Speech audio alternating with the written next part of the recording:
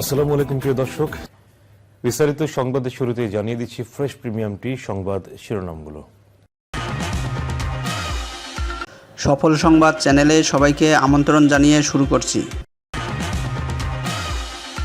ঝড়ে ক্ষতিগ্রস্তদের মাঝে সহায়তার হাত বাড়িয়ে দিয়েছেন জনপ্রিয় অভিনেত্রী শাবনূর।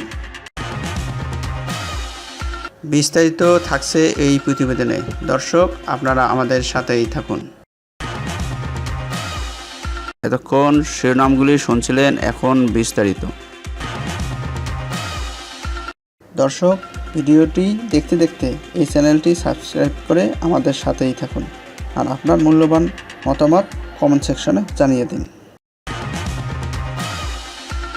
ঘূর্ণিঝড় মিনারেলের তাণ্ডবে ক্ষতিগ্রস্ত দেশের উপকূলীয় অঞ্চল। এখন পর্যন্ত 10 জনের প্রাণহানির খবর পাওয়া গেছে। বেশিরভাগই গাছ ও দেয়াল চাপা পড়ে নিহত হয়েছেন। মারা গেছে বহু গবাদি পশু।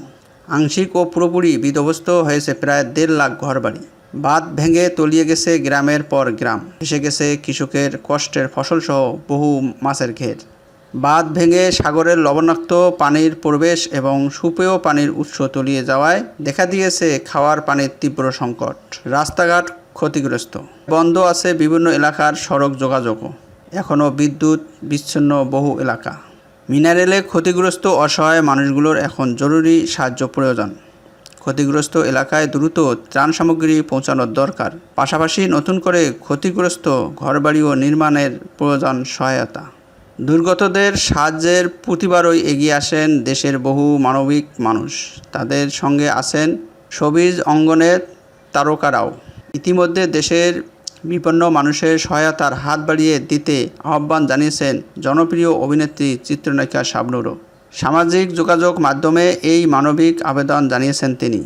মঙ্গলবার দেওয়া পোস্টে নায়িকা লিখেছেন, আসুন ঘূর্ণিঝড় মিনারেলের আঘাত বিপন্ন মানুষের পাশে দাঁড়াই এবং তাদের প্রতি সহানুভূতি প্রকাশ করি। মহান আল্লাহ সবাইকে হেফাজত করুন। বঙ্গোপসাগরে সৃষ্ট প্রলয়কারী ঘূর্ণিঝড় মিনারেলের তাণ্ডবে লণ্ডভণ্ড হয়ে গেছে উপকূলীয় এলাকাসহ দেশের অন্যান্য অঞ্চল।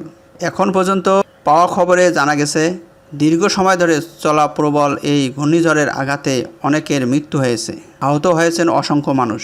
হাজার হাজার ঘরবাড়ি বিধ্বস্ত হয়েছে এবং বিভিন্নভাবে ক্ষতিগ্রস্ত হয়েছে লাখ লাখ মানুষ।